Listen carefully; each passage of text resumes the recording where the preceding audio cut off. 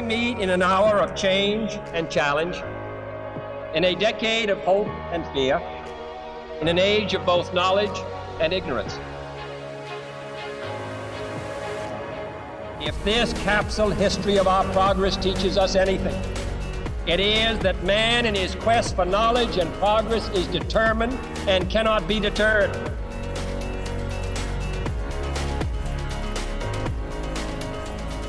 Because that goal will serve to organize and measure the best of our energies and skills.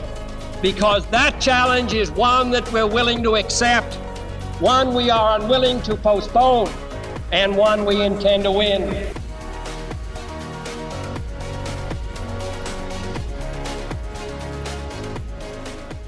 So we're here today with Clay Dumas, who's the general partner at Lowercase Capital. Clay, thanks for joining me.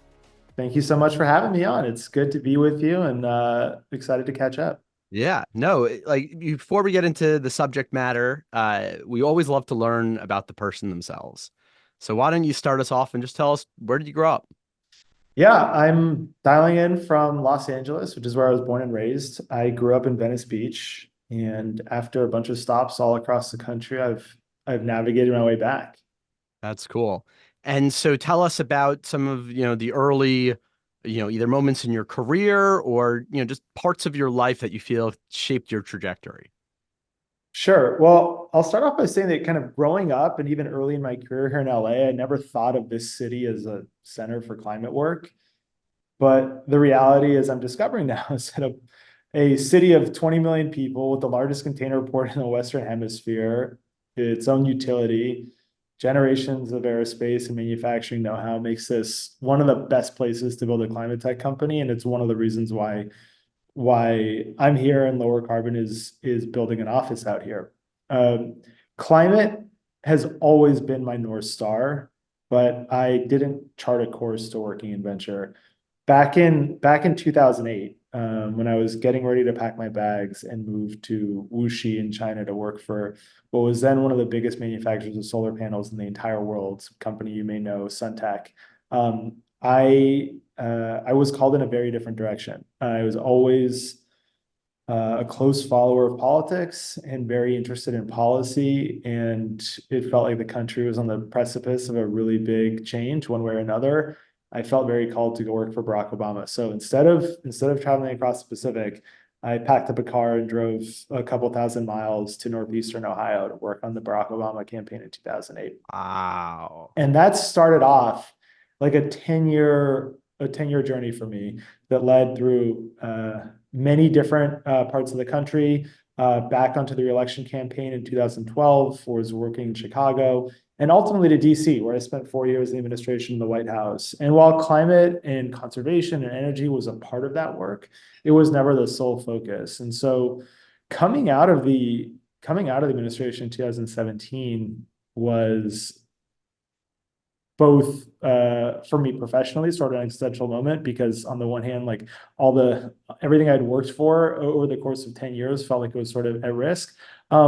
But it was also an existential moment professionally, because thinking about working in climate, it wasn't clear where you could get some traction. It's not exactly a moment where you felt like we were going to get a lot of policy movement in the right direction from a climate standpoint. Philanthropy felt really slow. And based on my own experience with Clean Tech 1.0, and I think what were kind of like the prevailing beliefs that so many people had, it didn't seem like starting a company or working in the early stages of building what we now think of as climate tech was a path forward. So I was honestly a little bit lost and confused about where to start. But I knew that climate is what I wanted to work on, and that's when I met Chris and Crystal Sacca, who we're at a very different and very similar inflection point, I'll say that, but very different life stage. They just spent a decade building Lowercase Capital, which is one of the most successful early stage venture funds of all time. Crazy. And they were, but I say that we were at a similar life stage in that they were also thinking about how to start working on climate and what shape that should take. And Chris had his own brush a decade plus before with Clean Tech 1.0 when he was at Google. He was one of the biggest buyers of energy in the United States. And and had a lot of experience thinking about scaling up solar so that they could get clean energy for as many hours of the day as possible. And then as an investor building Lowercase, he'd gotten pitches for countless clean tech startups, and we know how that played out.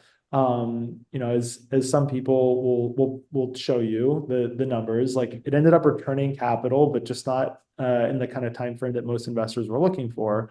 But so we both had some pretty deep biases we had to overcome about what investing in climate tech could look like. And so we just started spending time with entrepreneurs. We were in the labs, we were speaking to researchers. And it didn't take very long for us to figure out that some things had fundamentally shifted from where we had been before. That building these companies didn't require $1 billion of CapEx right out the gate, that you didn't need policies to change before the business models could pencil out, but actually that you had these huge changes in the cost of renewable energy, big advances in electrochemistry, like a literally million-x reduction in the cost of reading, writing, and editing DNA, which is going to transform the face of biology. Everything getting accelerated by cheap compute. A lot of the drivers for what you're doing in fission. And so for us, that was like a wake-up call. And while we didn't talk about it very openly, that was now 6 years ago, really what led us to start, Chris Crystal and I, Lower Carbon Capital. So, wow. Okay. Well, there's a lot there. I think before I want to get into Lower Carbon Capital and like hear that story about how your thinking began and where it evolved to. But let's rewind a little bit also, because I just was one more thing on you, just to like learn a little bit more about you. Yeah. Like your time in the White House before, like through and after, do you feel like there was a fundamental transformation in how you thought about problem solving more broadly that experience gave you? Yeah, look, I think that working in government does it teaches you a lot of things. I think on the positive, it breeds an addiction to working on problems that matter. By definition, when you're thinking about problems and you're, at the federal government level, you are working on problems that no one else has solved before. And you're trying to fix, literally the biggest systems that underpin our entire society. And trying to work on, something small after that is just, for me at least, wasn't in the cards. And can we take that lesson more broadly? Do you think that there's something that could be done to give, because not everyone has the opportunity to work in a setting like that. But I think that is such an important takeaway. One, I don't know, that I experienced also. I don't know, I can't attribute it to when or where, but I also feel the same way that you feel. So how do we take that idea and put it in the head of a million budding young adults that, are at that precipice of where they might take their path, their career, their resources, their efforts? Look, I can tell people my story. I think it's a really hard thing to engender in someone else. You have to come to believe that about yourself and about how you want to spend your time. The only thing I can say is that whatever path you choose, like have the kind of like destination in mind. This is actually a really important lesson from Barack Obama, that he spoke to a bunch, and it was not actually from his own experience. It was the story of Thurgood Marshall, and very early on in his career, deciding that he was going to work on civil rights. And starting a law firm, and it was not on anyone's radar. But that path that he set himself on led him to the Supreme Court and in a position to write the opinions on some of the most consequential civil rights decisions in our country's history. And so it was recognizing that it's not about the next year or two. It's not about what your title is going to be you're 5 years down the line. It's really about having a destination in mind, setting your course, and then working inexorably toward that end.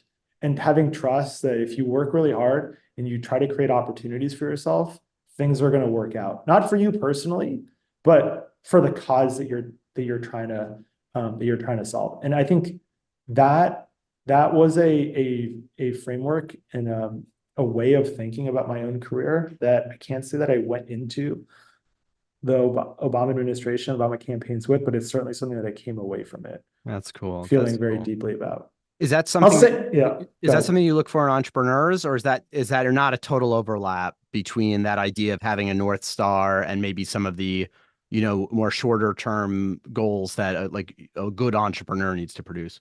No, I think it's really important. I mean, you're in a lot of ways like a living example of it. One of the questions that we ask ourselves, it's like it's baked into our memo, but it's something we talk a lot about with founding teams. Does everything in their life that they've done up to this point lead them to this moment? To go found a company, it's gonna be really hard to build. It's gonna take 10 years at least to really bear fruit. And it's going to have a lot of ups and downs between now and then that are going to be extremely trying. And when you're talking about building a nuclear fission company, hypothetically, if you haven't been committed to that vision for a long time, it's hard for me to believe that when the going really gets tough, that you're going to be just as deeply committed as you were on day one. Yeah. And that's really important because, here's a good example. Like we have a team we've backed, Seabound. And Alicia, the CEO, just a couple months ago, came off of a ocean freighter that she had been on with her team for 2 months, testing out their new carbon capture module for ocean freight. Like that's a ship that, by the way, was traversing some of the most hotly contested waters in the entire world. Yeah. The living conditions were not particularly awesome. Certainly not what you become accustomed to as if you're living in a big city. And it was tough. Like things didn't always work. And you were, but that was your window to try to figure out, like, is this technology that we've built gonna pan out? And it was a really successful trip for them. But that's not the experience that most founders that are building a software company have. Yeah. If you're building in the Bay Area, you have hard days. It's not to discount any of that, but it's a very different experience, which you have to go and build, and the lengths that you have to be willing to go to, the ways that which you're willing to put your life on hold, because you can't have that experience from the Bay Area. You literally have to go take a flight to Ankara, board a ship, and like travel around the world to do it and to know that it's going to work. And so that mentality is necessary, I think, to build the kinds of companies that you and so many others in this generation of climate tech entrepreneurs are slowly brick by brick putting together. And I think the same is true, by the way, just to connect it up. I think the same is true for people in government, right? Like one of the things that was really frustrating about working in government, and that's a whole other conversation, but I'll point out one thing, is that you have a lot of people that got into office, ran and sought public office or went to go work for an elected official who had a sense that they were the kinds of people that would seek elected office. That's their self-vision.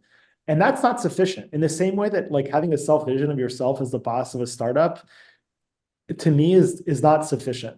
It's not a believable driver that you're gonna stick with it when the going gets tough. The people that are really successful in office are the ones that are chipping away at a hard problem or a collection of problems for a very long time, that have the expertise and the know-how, and that actually bring something to the table. And I think to the extent that I was frustrated at times in government, it's because there were too many of the first group of people and not enough of the second. And when starting Lowercarbon, was that actually one of the differences between Lowercase and Lowercarbon? Did Lowercase do run-of-the-mill software startups, but Lowercarbon had to be these like big vision type things?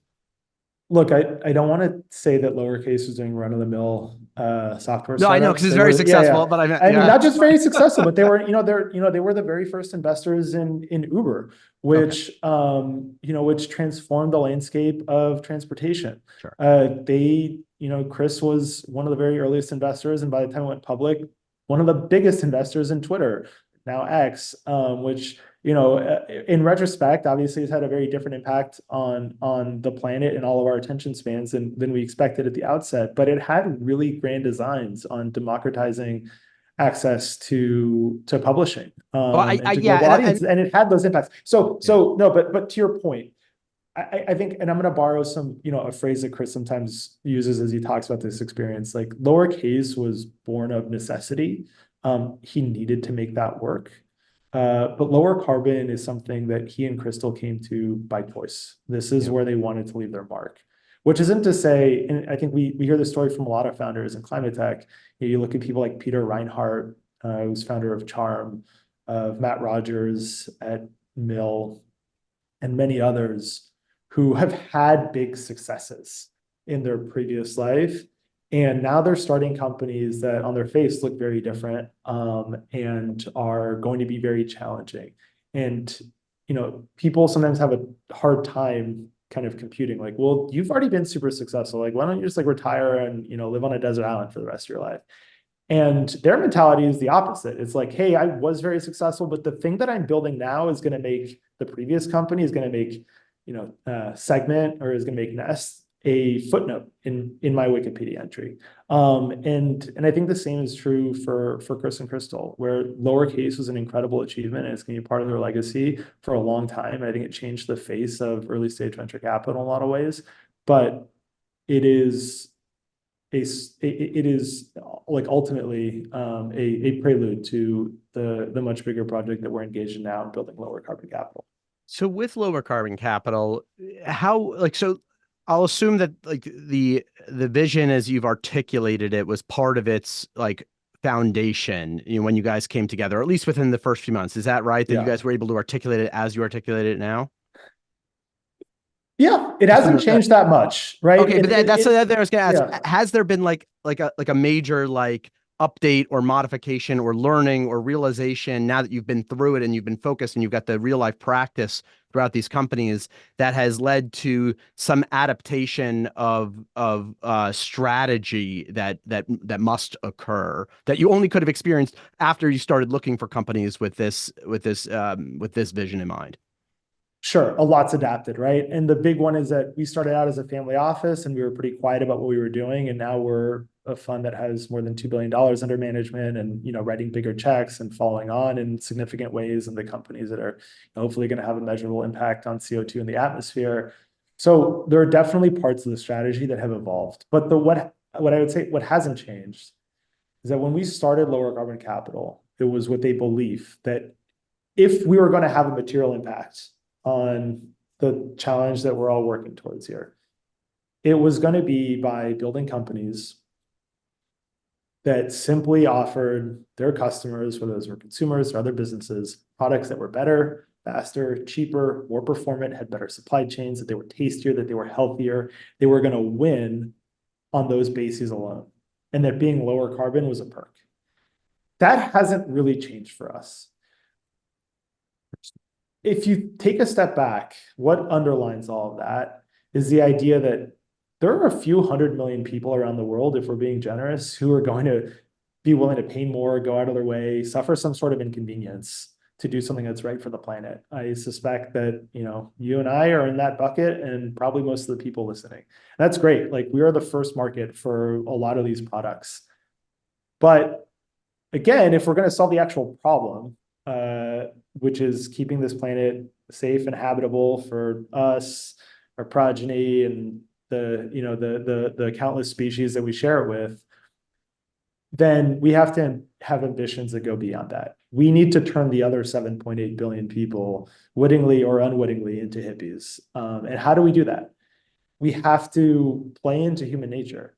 I think there's this vision for climate for a long time, for climate solutions, which ask people to do more with less, live in smaller homes, change your diet, drive a smaller car, don't get on planes. And while those types of behavior changes would undoubtedly have an impact, they cut against the grain of everything we know about human beings, how we live, and what we do when we get access to new technologies that, certainly you could look at over the last few hundred years and ask yourself, like, well, that's not really a strategy. We need to give them options that allow people to live in bigger homes, use more energy, travel further, improve their diets, not just in the United States and in Europe, but in all the parts of the world where people are still catching up economically. And so that was foundational for us at the outset. That's what made us believe that we could build lower carbon capital as a profit-seeking enterprise rather than just a pool of philanthropic capital. And that hasn't changed. Okay. I love that. And I love how you articulated that, because I think that is so important. The one thing I'll disagree with you when you said the other things would undoubtedly have an impact. I actually don't think the other things have an impact. I think that unless you're able to perfectly align like a growth mentality and a more prosperity, more consumption mentality, all of the other things that are simply, from a scarcity driven mindset or, reducing impact actually have no impact because of the other forces that just move, things forward without them. I'm with you. I mean, like if people actually gave up flying planes, like it would have an impact. That's not a realistic vision of human behavior. Yeah. Or and it wouldn't even have an impact like scientifically on like the momentum of heat systems in the planet. It's just not enough to move the needle. Yeah. Sure. So, but I guess with that really narrows the pool of ideas that are worth investing in, or, investing just sounds so, money driven. Let's come up with another word, engaging in, let's say. How many ideas out there, how many entrepreneurs are there actually out there that are willing to give 10 years, that are willing to, after they've already made enough money, deal with everything that has to do with entrepreneurship? Like how many actually are there out there? I think if you just look at the formation of new companies that are trying to do really hard things in climate over the last few years, you would conclude that the number is already big and it's growing. There are a lot of people that feel called to this work, not just in the United States, but literally all over the world. And that reflects the size of the problem, right? I mean, or in some ways, like the size of the opportunity. I was going to correct you. Right. So much of tech, as we think of it, like software, whether it's for enterprise or consumers, it's founded in Silicon Valley or the San Francisco Bay Area, has that as its like epicenter. But when you think about climate, you're really talking about like every industry everywhere in the world. In the same way that like technology is not a niche sector, but it wraps around everything else, like climate very much wraps around everything else. And so we see people not just in the Bay Area that are making that transition from software into the real world, but it's happening in major cities all across the United States, not just the traditional epicenters of startups and venture capital like Boston and Los Angeles, but in places where we need the talent and resources and know-how to build these companies. Companies like Solugen are being built in Houston. We have huge companies that are being built in Colorado and parts of the Midwest because they're serving the agricultural sector. In the Southeast, where there's a lot of energy infrastructure. And it's also happening in Europe, where you have big research universities that have driven forward a lot of the breakthroughs that we're going to need to develop and commercialize in order to solve like this like very complex set of climate challenges. They're also getting built in places like India and Latin America and East Africa, where you have a lot of people and huge industries that need to find a path forward that allows them to grow while they're also reducing their overall emissions. So this is very much a global phenomenon. And when it comes to that idea of discovering breakthroughs, how much do you think either the climate problem or other problems that we have, air pollution, poverty, clean water, whatever it is, how much do you think is going to be improved by, continued incremental improvements on existing processes and technologies versus fundamental breakthroughs that are going to change the output of one of these systems by an order of magnitude or two? So that's a complex question. I think it really depends on the sector and specific industry we're talking about. Overall, like, I think there's sort of a spectrum, and I probably sit on the side of the spectrum that's going to call for more transformative breakthroughs that lead to order of magnitude improvements. But let's break the problem set down in a relatively simple format, but this is the way I like to think about it. The very first thing we need to do is get our 50 billion tons of annual human emissions of greenhouse gases down to zero as fast as possible. That is, I want to come back to that because I've got another perspective, but go for it. Yeah. Yeah. That's step one. That's going to happen I think a lot of the pieces are already in motion. It's not going to happen fast enough to keep the planet below really dangerous levels of warming, but we are on our way to doing that. Step two is we also need to remove CO2 that's already in the atmosphere and put it back underground, stored in the oceans, in soils, or in other durable materials that keep it locked up, because we've already committed ourselves to very dangerous levels of warming. Step three, which doesn't get nearly enough attention, but it is an area we think a lot about, is how do we buy time for the people and the places that will be affected by rising temperatures in the very near term?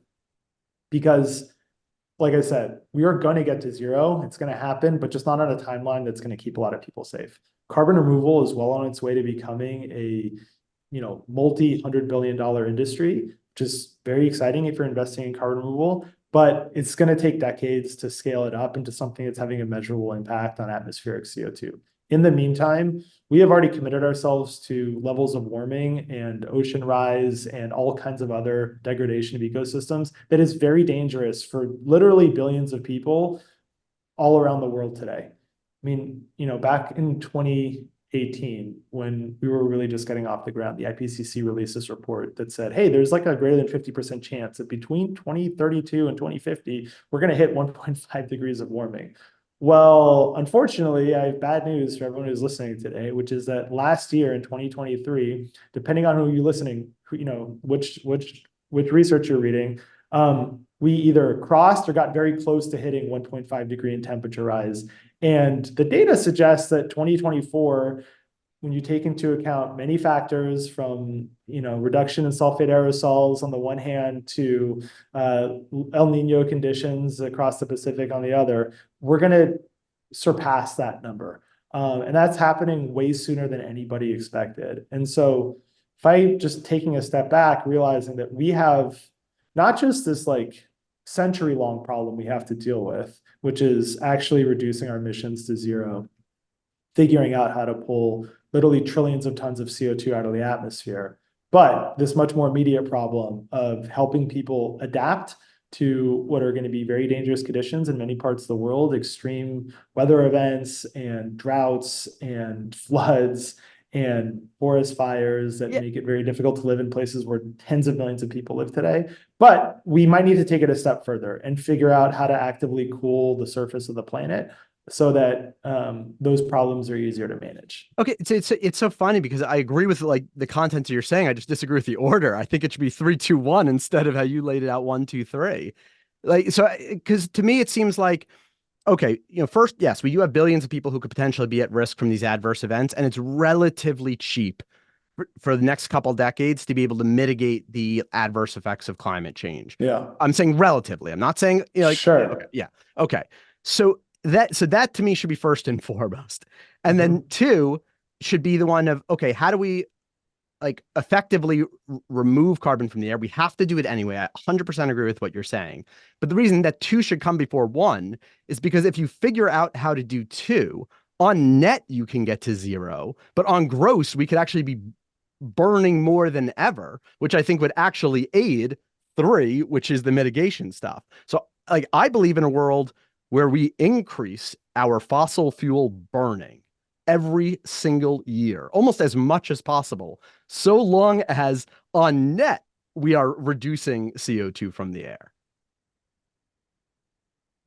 That's an interesting take. I think that like on the, I think we are starting from a lot of the same premises. I have some doubts about whether radically increasing our fossil fuel consumption is something that we would actually be able to ever reverse.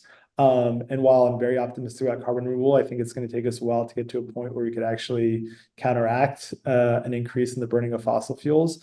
But I guess the broader point here is like, I'm not even making an argument about how these things should be tackled sequentially. Okay. I think they all need to happen, and I think they all kind of need to happen as fast as possible. I think where this comes into play, and by the way, everything I said is against my own economic interests. I want to make that clear.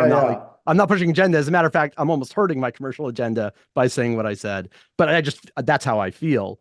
But what I think is like we live in we live in a world of like limited resources, right? I think, it's like Bjorn Lomborg. Have you read any of his stuff? Sure. He had a real impact on me. Like he reversed my thing. I used to be like anti oil and gas and anti, all that stuff. And then I read his book and like my mind, because I realized it's not as simple as, hey, we should just throw at everything. We live in a world of limited resources.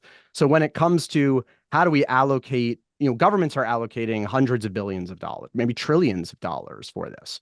Does it make sense to put $1 trillion into installation of today's technology, right? Let's say more solar panels, more wind turbines, that we know not only do they not actually reduce the amount of carbon in the air, they add to it. They have carbon footprints too. Whereas $1 trillion into maybe fundamental R&D, and once again, against my economic interests, my company is not doing that.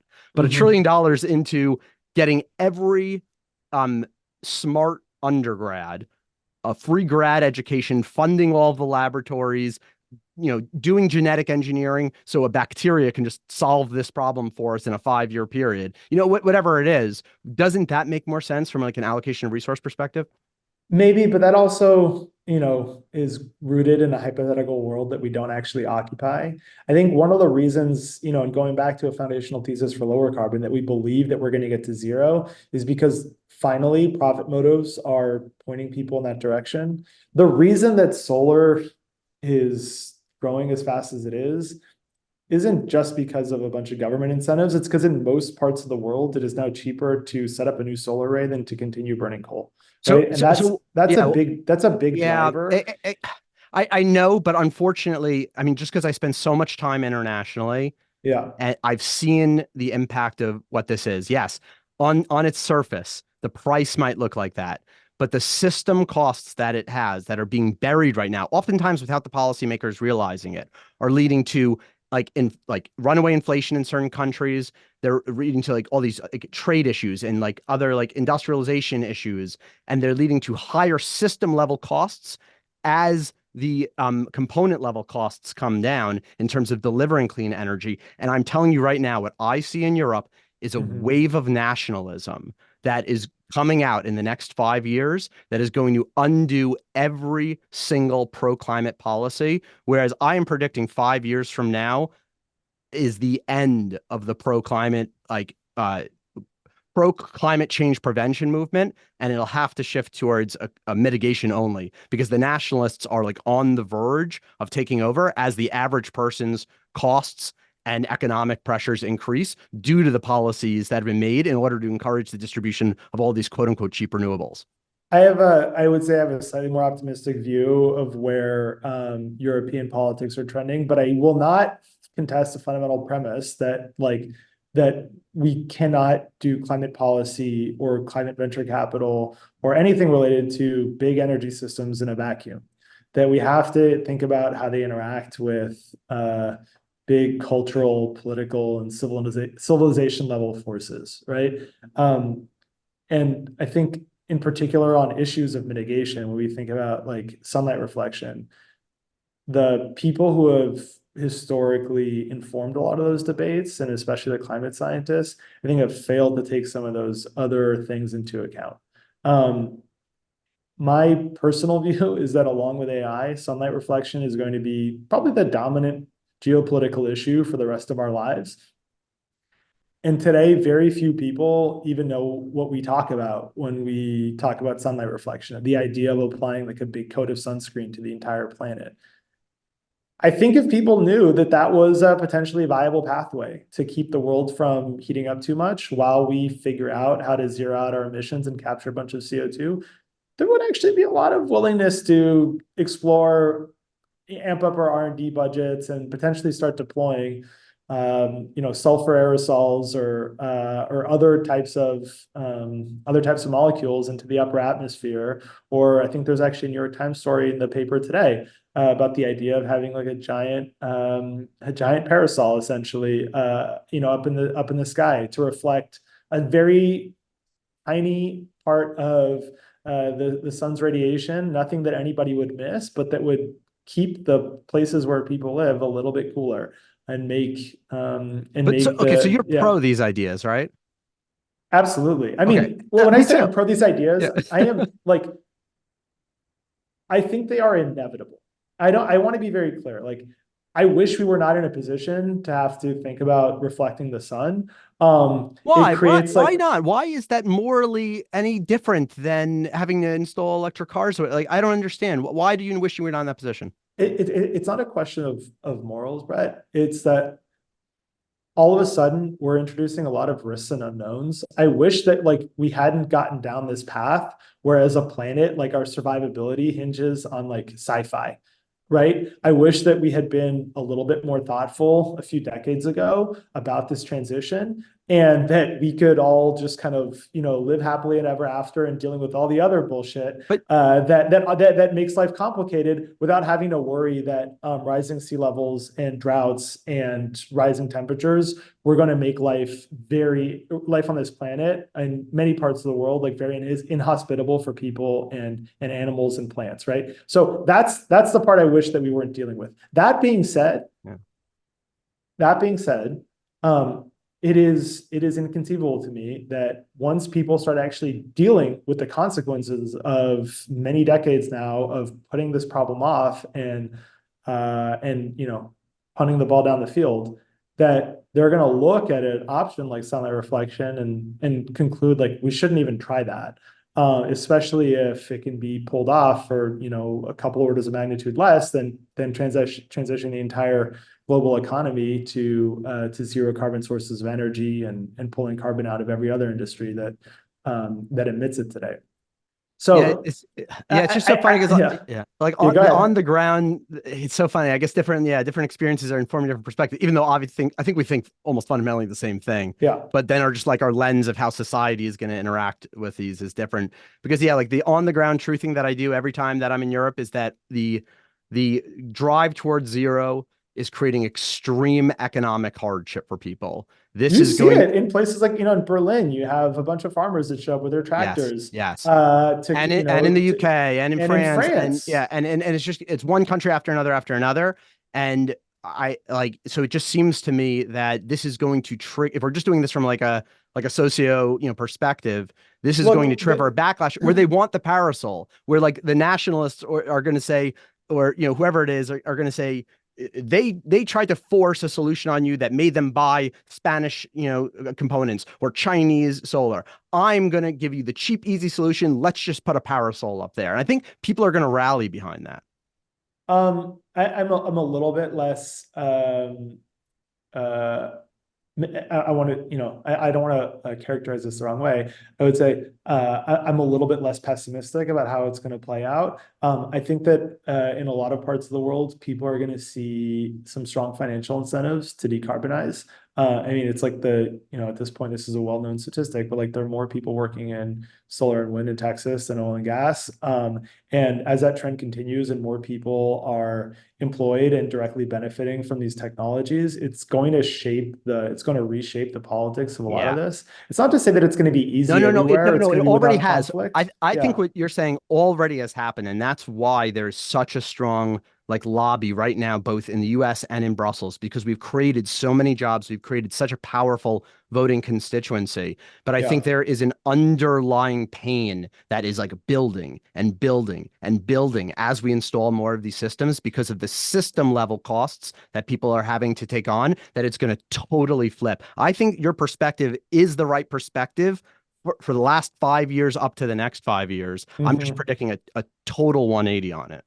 Well, I don't have a crystal ball. What I will tell you is that I think in the pipeline right now, we have a lot of really exciting breakthrough technologies that are going to, actually, let's hear about them rather than debate this point. I actually want to hear about them. Exactly. Yeah. Step change improvements in a lot of these systems. Right? Let's talk about it. I want to hear all about them. Yeah. Well, I mean, so let's take one of the very first investments we made, and I think in a lot of ways like a prototype for how we see the world. An investment, I mentioned this company before, Solugen, which is based in Houston. I don't know how familiar you are with them, but the basic idea was, hey, rather than make all the industrial chemicals that our civilization relies on for basically every material and industrial process from fossil fuels, what if we replaced a lot of those mechanisms with enzymes and biological processes? Yeah. And what impact would that have? And for them, it's had the impact of creating a whole class of commodity industrial chemicals that have software-like margins and are drop-in replacements for the fossil versions. And what we loved about this company, in a lot of ways, it was, not just validating of some of the presumptions that we had made as we were getting lower carbon started, but really illuminating about how quickly the transition would take place. Their first buyers are not people who were going out of their way to pay more for something because of the climate impact. In fact, I don't know if their first buyers even realized that the products they were buying had 90 to 95% fewer embedded carbon emissions. They were people in the oil and gas sector who had two questions. Is it hydrogen peroxide or is it glucaric acid? And does it cost the same as what I'm buying today? Oh, it costs less and you make it down the road so I don't have to import it? Yes, exactly. Sign me up. Exactly. And for that, and so in that industry, in chemicals, which is a multi-trillion-dollar global industry, if you can build a business that has software-like margins, you're going to be very successful. And for me, like Solugen is one of the early movers in this new generation of climate tech companies that reflect what is coming. Another one is Antora. It's a really exciting company that's developing energy storage technology that takes renewable energy, stores it in a thermal battery, so they store it as heat, and they can dispatch it either as heat for process applications or back as electricity at the cost of natural gas. Yeah, amazing. And that's before you take into account some of the very, very rich tax credits that are generated by the IRA. That makes this a no-brainer for basically every ethanol and biofuel refiner, every dairy producer in the United States, and in the, in the fullness of time is going to scale to countless grid applications and lots of other energy storage applications. These types of companies, while we can't plan on them being operational in the next 12 months, are going to have a substantial impact on our outlook by the time that we get to the end of this decade, because they are already beginning to scale. Yes. And I think that is a part of the puzzle that too few people take into account. I couldn't agree more. Okay, so I think that's the perfect template. Right. I mean, that's what I want to hear, not just from you, but I want to hear from all investors, is that it has to be like drop in place, right? Like, and it has to have some performance improvement. It doesn't necessarily have to be cost, but some improvement on their existing solution, while across most metrics being like identical from like a usability perspective. But like that, to me, those are the qualifying criteria for any solution that we invest in. I think anyone that asks someone to change the way that they go about their life should be automatically thrown in the garbage. Like, it's just not realistic.